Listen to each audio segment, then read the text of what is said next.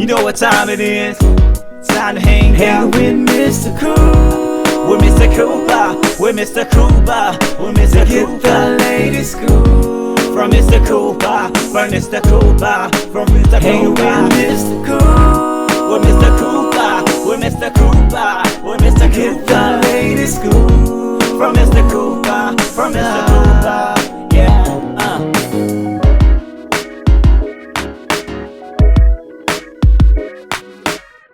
Welcome to the Bit Scoop with Coop. I'm your host, Coop. Season 8 still going strong. If you haven't already, make sure you do go to the website, thebitscoopwithcoop.com, to catch episodes from Season 1 all the way to Season 8. Big shout outs to everybody that's watching on Facebook right now. Facebook.com/thebitscoopwithcoop.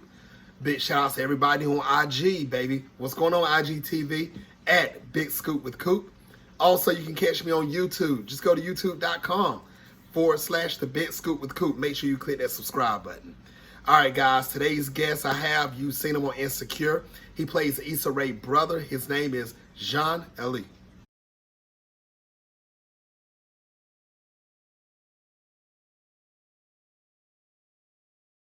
John is making big noise right now, far as it goes for in the television and movie industry. He's been on so many things, American Crime. You've seen him on Alvin and the Chipmunks, doing voiceover. Also, like I said, Insecure.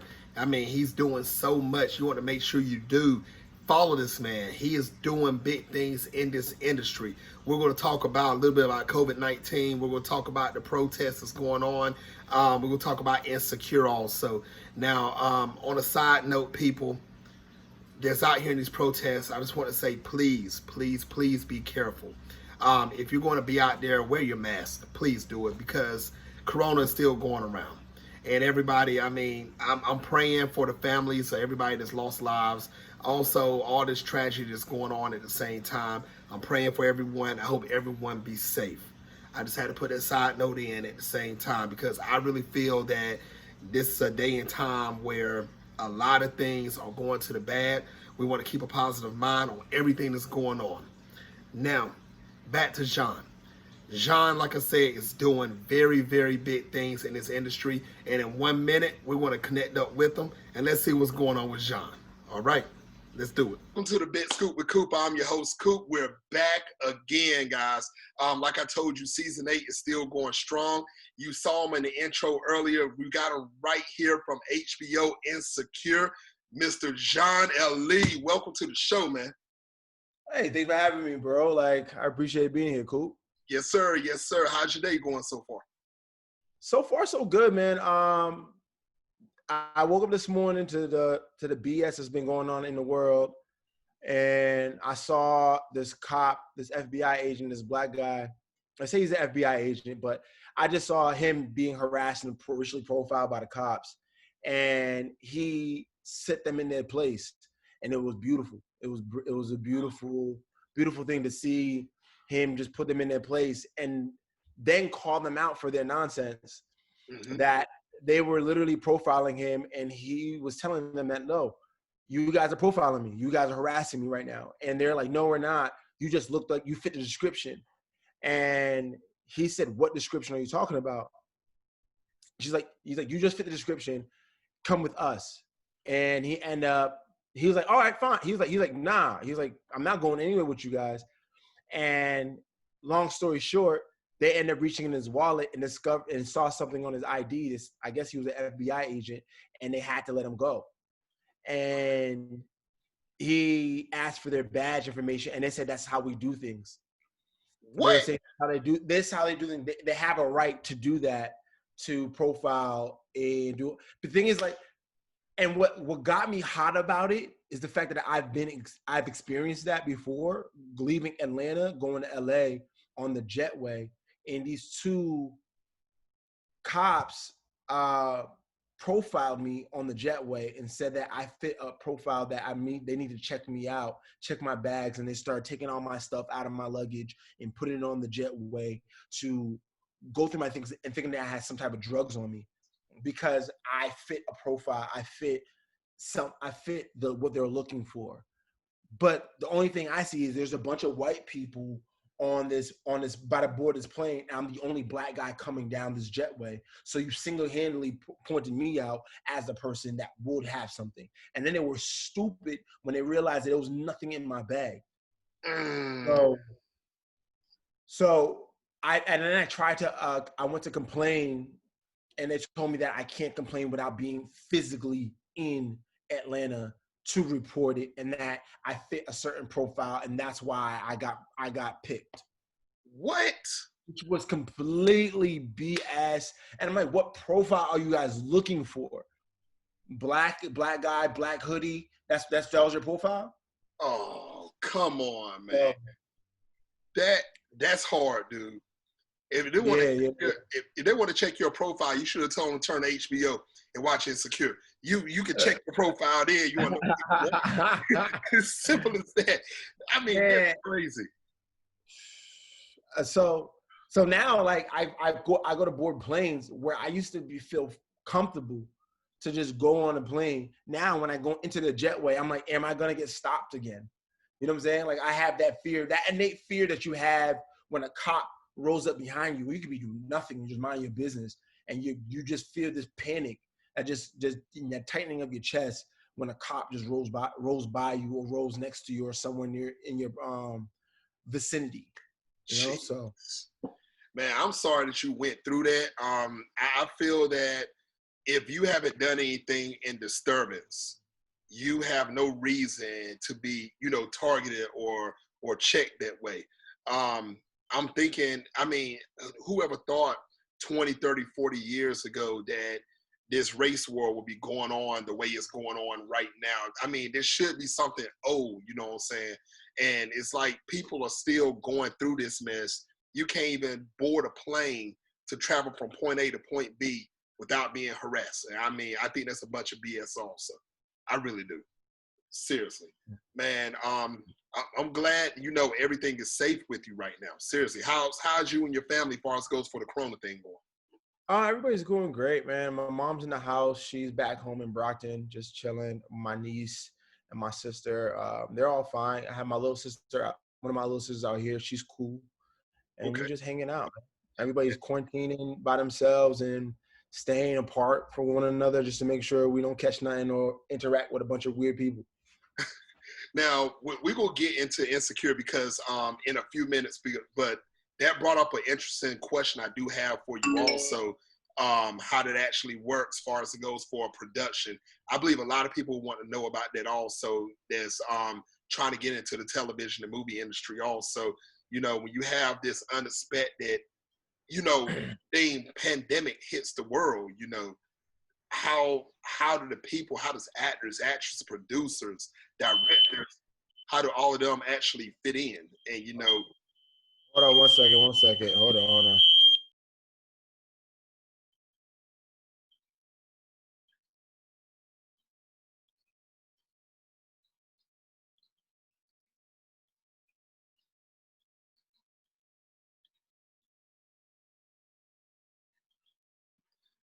Ladies and gentlemen, Jean Elie will be back in 1 second. Make sure you tell all your family and friends right now to go on to tune in to the Big Scoop with Coop. It's one thing you don't want to miss. It's going to be one heck of an episode. Yes. And we got them back. And Jean, like I said, we're going to talk about that in a few minutes as far as goes, how does, it affects the cast and the crew. But for the people that's been living under a rock, man, how did you first realize that you wanted to become an actor? I think I know the story behind this, but I want you to tell everybody, how did you actually jump into this business? I got into the business from a radio ad. I heard a radio ad that took me to this thing called Pro Scouts, which turned out to be a scam. And then I end up, but it piqued my interest enough for me to pursue and check what's going on. So I went on Craigslist and I found a job for a URI project. And the project was set up as an AA meeting setting where people are talking and sharing their stories. And I went there thinking that I was just gonna be background. Like, I didn't know anything. I was just trying to figure it all out. This is all after I heard about Pro Scout. They were telling me to go to this thing. I had to spend money to go to it. I'm like, this doesn't sound right, but if I'm going to spend the money, let me figure this thing out. And then when I went to this thing, I found out Pro Scout was a scam. But I was at this project, this URI thesis film, independent film, and I went there thinking I was just gonna be background. And when I got there, they ended up putting me in the project, and I had to improv the whole project. So as I'm improvising, I'm making up this story. They're like, when you pass the ball, you gotta say why you're here and what brought you to this room. Mm-hmm. I said, cool. Just started talking. They passed me the ball and I just started talking. And as I was talking, I made up a story and said that after graduating college, I didn't know where to go. I didn't know what my purpose or what my mission in life was. So I started drinking a lot and my life started spiraling out of control. As my life was spiraling out of control, my sister saw that and gave me a cat, and thinking that the cat was going to give me a sense of purpose, something to care for, something to be better, something to be a better person. And as I'm telling this story, I tell her that when I left the cat with my sister and I went on a trip because life was going to get better, I came back home, the cat had gotten killed. And as I'm telling her the story, as I'm talking about the cat that died while I was gone, I started crying. I don't know what I was going through in that time, but it hit an emotional nerve, and I was like, yeah, and I started spiraling out of control again, and I didn't know what I was going to do or where I was going to be. And I found this class, and everybody in this class has like helped me find a sense of purpose again, have some responsibility for myself. And then this is why I come to this class and I pass the ball over the person I was supposed to talk. I said, cut. Man, that was great. That was great, man. Is that story real? I'm sorry about the cat thing, if it's a real thing. I was like, nah, it's not a real thing. I don't like cats. Like, cats are not mine. So now I'm like, okay. And the guys are telling me, like, you should do this for real. You should, like, really try this. I told my older brother about the story. And he's like, man, we could do this. We could definitely go on this journey and do this play with you. I said, cool, man. And long story short, he ended up passing away. So he wasn't able to continue on that journey with me in real life. But he's always there spiritually backing me up, holding me down. Like, I wear his pinky ring in a lot of the projects that I'm in, his baby pinky ring in a lot of projects that I'm in. And I owe him a lot. Like, we're supposed to come to LA and be entourage, he was going to be my turtle, he was going to be my guy, the person that holds me down. Still holds me down spiritually, but like, we're right here moving, driving, and keeping things going.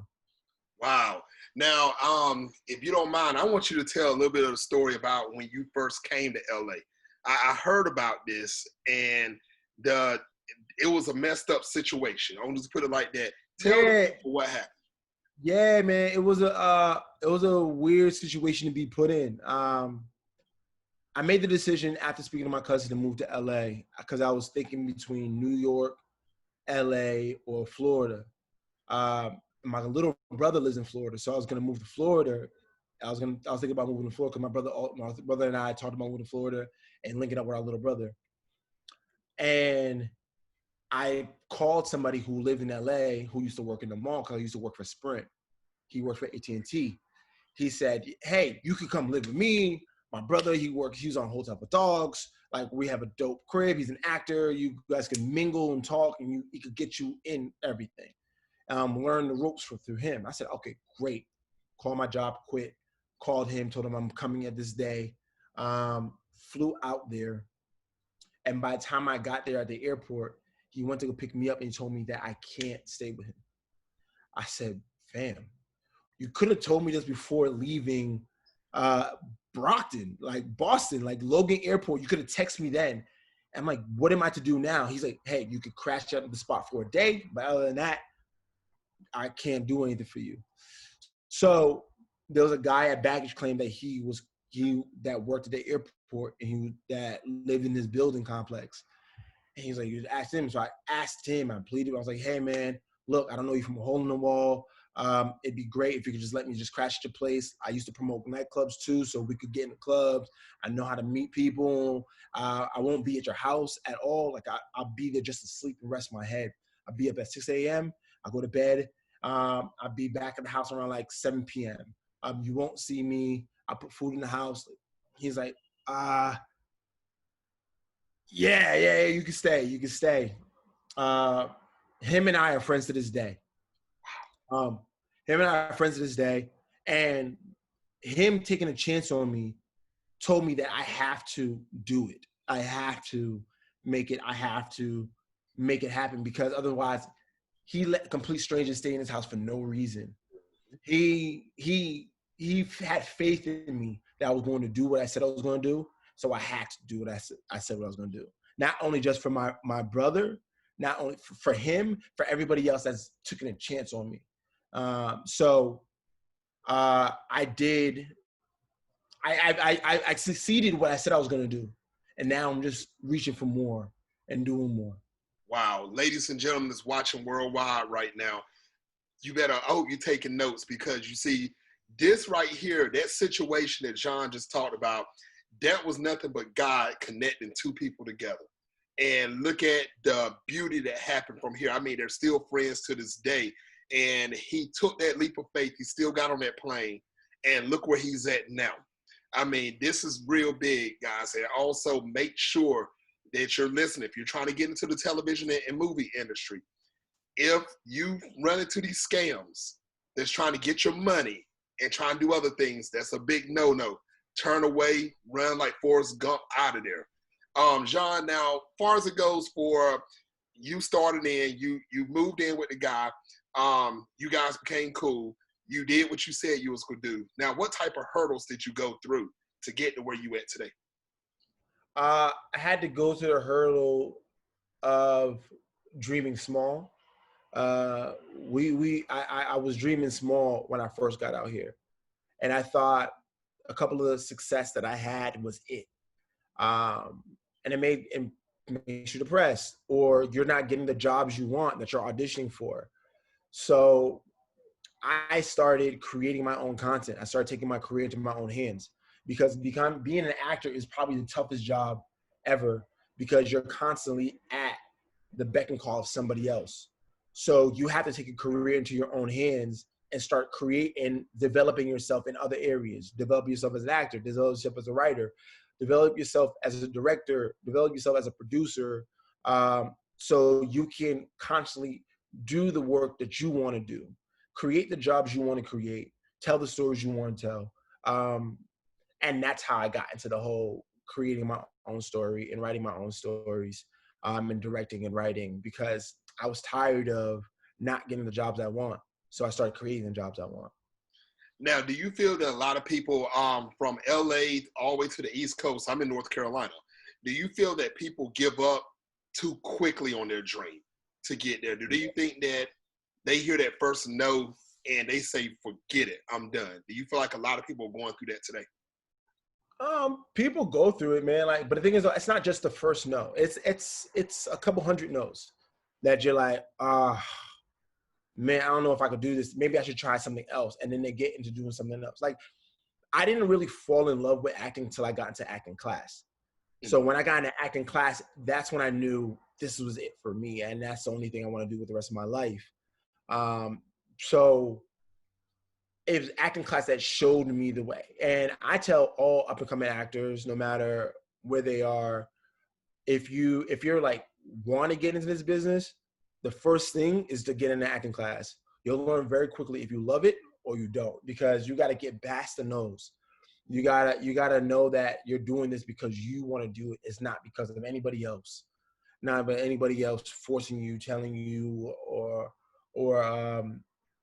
you saw somebody else. Like, no, you gotta want it for you, and that's the only way you'll succeed. Wow. Ladies and gentlemen, please, once again, and this saying that's going on in the movie and television industry, and Jean, I want you to stop me if I'm lying on this, what I'm about to say. 100 no's equal one yes. To be truthful, that's what it's You like. only need one. Directors will tell you they only need one take. They only need one take. You only need one take. You only need one yes to keep pushing you forward. Because there's plenty of times where I'm like, damn, this is not working out for me, and you wanna quit. But then you get that yes, you're like, okay, cool, I can continue this going. Because as an actor, as a creator, you're an entrepreneur, and you're working for yourself, and you constantly have to take new jobs. So you can work for a while and then not work for a certain amount of time. So you got to learn how to manage your finances, manage your money, so therefore you can continue to stay afloat until that next job comes, until that next big break comes. You know what I'm saying? So you have to be a money manager of yourself too. So, Jean, what was your first official yes in this business? As far as it goes for, making it on screen and putting a name out for yourself. My first yes was Project X. That was my first yes.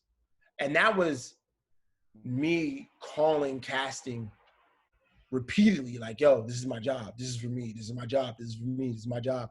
And until they finally got tired of me, I was like, yeah, all right, you got the job. And then I went from background to a day player, which is I have like a speaking role, co-star in the movie. So that was my first yes. And then the next thing that trickled into that was next big thing was, I think, Alvin and the Chipmunks. And then Alvin and the Chipmunks was like, yes. I was like, oh, that's great. But not to say like the smaller jobs, like A Gentleman Always was a short film that I really wanted, and I got it, and I was like, yes. When that yes came, I was very happy because it was my first time getting to lead a project.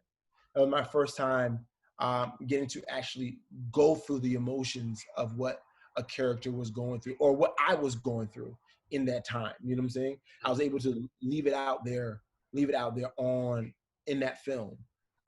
So that was very fun and exciting to be a part of, So that was a big yes. American Crime was a huge yes for me because that's family heritage, that's the Haitian culture. I was able to speak that. That's huge. Eric Andre telling me to go on tour, that was amazing. You know what I'm saying? Like, go on tour, being on that show was super dope. And then Insecure, that sent me and validated a lot of the things I was already doing.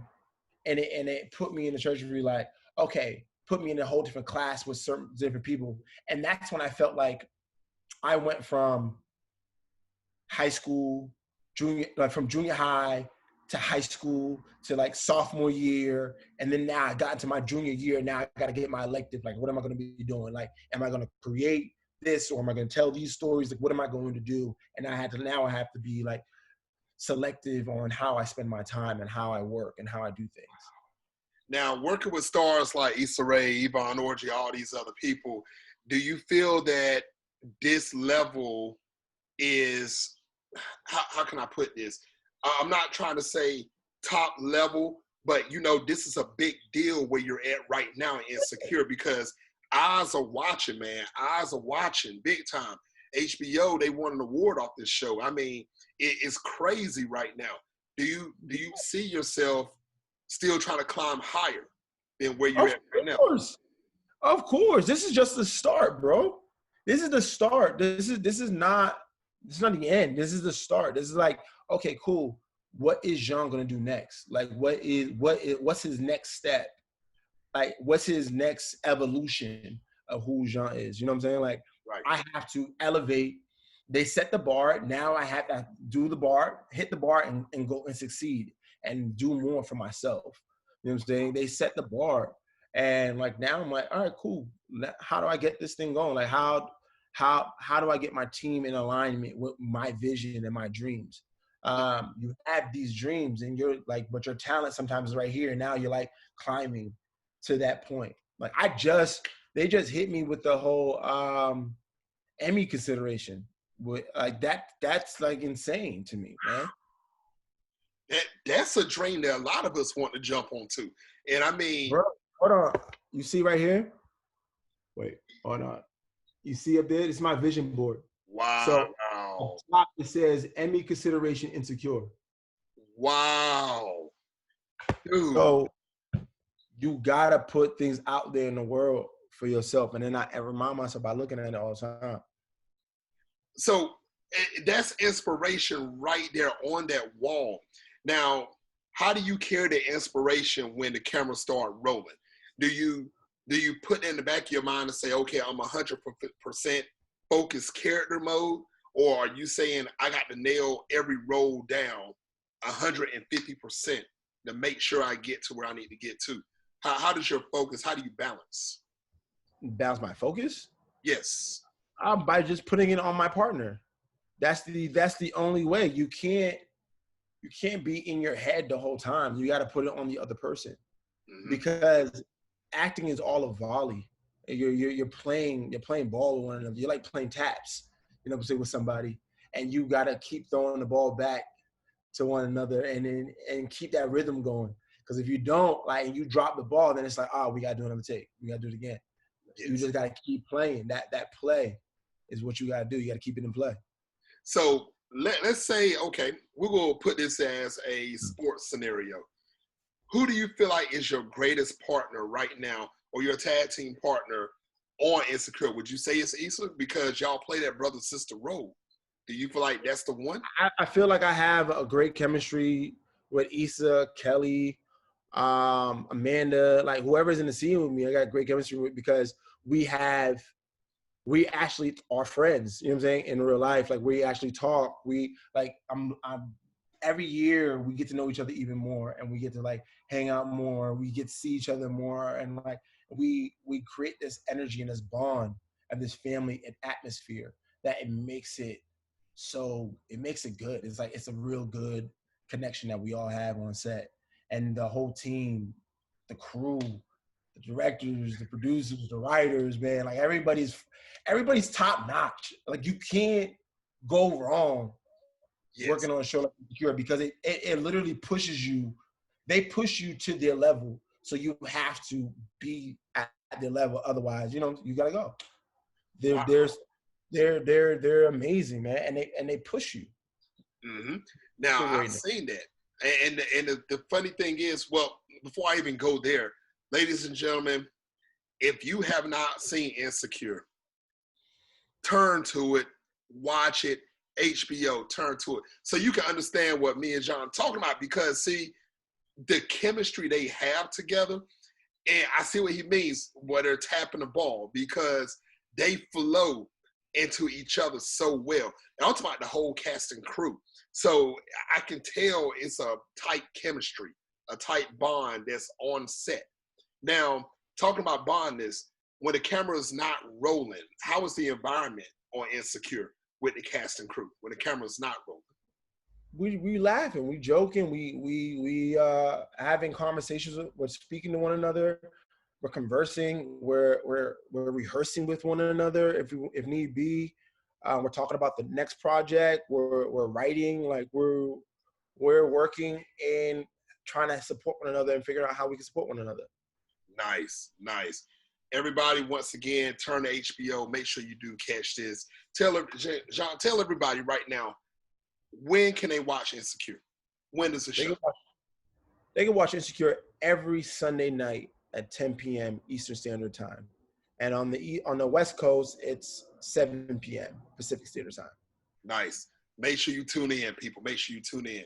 Now, you see, one thing, besides you being an actor, if I'm not mistaken, don't you do a little producing also? Of course, yeah. So how do you, is it harder to be an actor or a producer? Which hat feel like it's a more of a snug fit for you? Or do both of them feel the same for you? They all have their challenges. Both jobs have their challenges. I like producing because I like creating and telling stories. I love that. But where my heart and my soul, like how I feel on set, like working, There's no going around that. Like I love that. That's my first love. So I'm equally yoked with both. Because I'm a person, I'm a doer. I'm not a wait. I don't wait for people. I do things. So not insecure, producing allows me to just do what I want to do. Acting allows me to live in what I want to live in. So it's I can't, it's so dope, bro. Like I can't, there's no way to say it, but it's amazing. It's an amazing feeling. I can tell. I definitely can tell because it seemed like you can jump from one dream to the next dream and you feel good regardless of which hat you're wearing. And, God gave you the ability to do both. I mean, that's the craziness. Some people, when they get into this business, they kind of favor one more than the other. You seem like you have that equal balance where you can do either one at any time. And it just flows. It flows for you. It's fun, bro. Like I love it. I love it a lot. Yes. Now, as far as it goes for, like I said, your career is doing well. You've done so many things already. Are there any other projects that you would like to work on or you're working on that you'd like to tell the public about right now? I'm currently working on Send Help, which is a show I produced, wrote, and star in. And it's a semi-biographical series about a first-generation Haitian American trying to support his family, support his mother and niece while pursuing an acting career, and trying to like juggle his whole anxiety and trauma about his brother passing. So it was like a love letter to my older brother who was murdered. So like I writing that whole story out. Currently, before we got on the call, I was writing on it right now, and getting ready to send that out. Okay. And we dropped the teaser. We dropped the teaser the other day, and it did over 200,000 views so far. So how can everybody see this teaser? You could go onto my Twitter page, which is Jean Elie, or you can head over to my Instagram page, which is still Jean Elie. All right. Everybody, make sure you go tune in. Follow him on Instagram. Follow him on Twitter. Don't do it right now because we're in the middle of the interview. After the show, go check him out. Make sure you click that follow button. You want to make sure you know what Jean is doing all the time because this dude, his brain keeps ticking and he keeps producing all this stuff out. Make sure you follow him.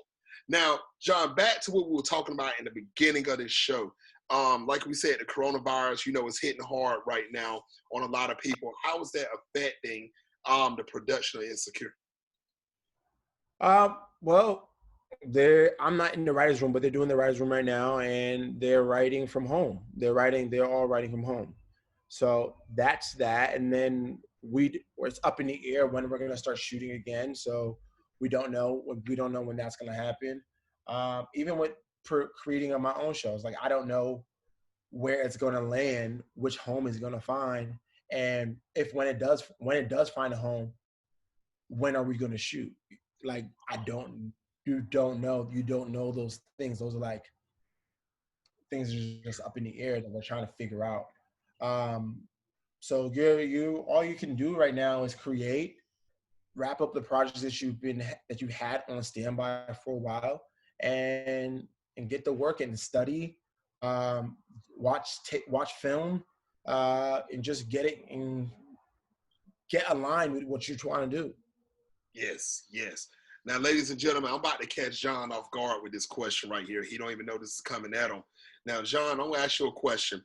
From the 80s, 90s, and 2000s, if you had a chance to go in the past right now and get on any television show or movie, which show would it be that you would love to act in right now from the past? From the past, I'd probably want to be in Bad Boys. Bad Boys, which is a Sean Penn Bad Boys. Okay. Yeah. It's a Sean Penn Bad Boys. I would love to be in that. Or, am I still his age right now? Yes. Am I his age right now? Yeah. Good Will Hunting will be another one I'd want to be in. Nice. Or Juice.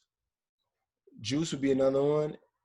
Higher Learning would be another one. Paid in Full would be another one. What else? What about network television? What would you love? Is there a show that you could say from your childhood that you would love to jump in? That was like a network sitcom or just Martin. straight show. Fire. Martin would be fire to be on. I think Martin would be fun. Martin would be dope. What's an old school sitcom or TV series? You know what I can see you in, though, Jean? What about A Different World? Oh, yeah. Definitely A Different World. Yeah. Different World would be fire. I would love to be. Fresh Prince would be fire. The thing is, though, like, those are all sitcoms. And I'm like, I haven't done sitcoms because I'm like kind of lightweight scared of them joints. So I'm lightweight scared of them joints.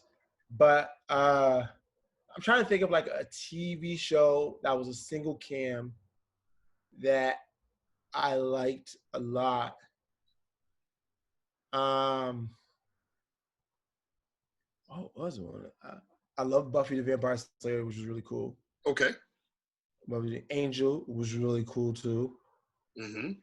But like during those times, like I watched The Cosby's, I watched Different World, I watched Martin, I watched Jamie Foxx show, I watched Forgot about that one. Yeah, I watched all those shows, but I really watched anime a lot during those times. Like I watched a lot of anime. So if it was like voiceover, I'm lit. So what would be your go-to for anime? For anime. My fault.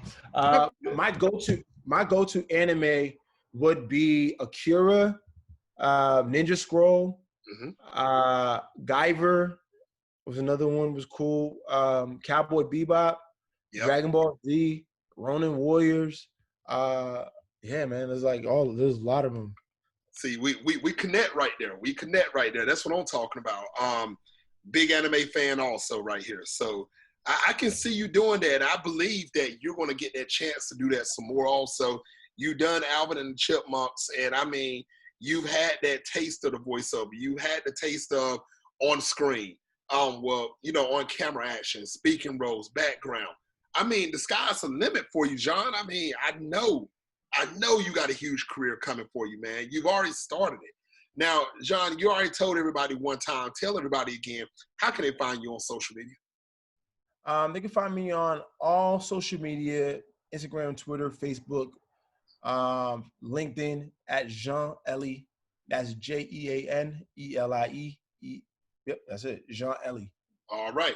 Now, I know you don't have much time left, Jean, because you are a busy dude. What advice would you give any male or female that wants to get into the movie or television career industry, as far as it goes for being an actor, an actress, or even a producer? If you're an actor, act. So to start acting, you have to get into a class. So start acting from an acting class. If you're a producer, produce. Start finding projects online or partnering up with a writer or writing yourself and start producing content and meet a lot of people in acting class, because those people are going to be the people you're growing with regardless. And then don't just stay at one acting class, bounce around to different acting classes, because you'll meet new people. You'll see who's serious. You'll see who's really about their craft. And you could be working with the next Viola Davis, David Finch, Ava DuVernay, Denzel Washington, Octavia Spencer, Viola. You can work with all these people and they're right in the class with you. That's crazy. That's crazy. Ladies and gentlemen worldwide, make sure if you're trying to get into this business, you heard Jean, get into classes, learn the craft.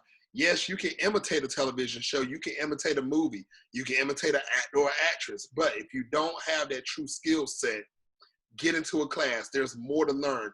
And if you always feel like you've learned everything, you need to go back and learn again, because you'll never learn everything when it comes to this industry. You may experience a lot, but you won't learn everything. Now, very evolved. That's right. That's right. Now, John, the final episode, the final segment of this show is called Take the Floor. You have up to 2 minutes to say whatever you want to say that's on your mind. No questions asked. Jean, take the floor. I think in the social climate that we're in right now, I think that the justice system needs to be disbanded or reprogrammed. We need to see all the cops that have hurt, shot, beat anybody of person of color should go to jail, do their time, not just lose their job for like a day or 2 or a month, or resign or get to resign. They should literally go to jail and do their time for everything. The system should be changed, therefore people of color can walk around in peace, live in peace, be in peace, and not have to look over their shoulder. And yeah, man, that's it. Like, we just need the whole government system, everything to be reformed so we can live and be in peace. And so this actually can be the land of the free. I agree. I definitely agree. Jean, I want to say thank you very much for coming on the show. I would love to have you back on in the future. Okay, cool. All right, ladies and gentlemen, Jean Elie, make sure you go check out Insecure. You got to check out the show. If you have not watched it already, catch up. I'm telling you, it's fire. You got to catch this show. Make sure you do follow him on Instagram and Twitter so you can see what else he's actually doing. Teaser trailers are dropping left and right. You want to make sure you keep up with him. All right, guys, until the next time, I'll be announcing the next guest real soon. So until the next time on the Big Scoop with Coop.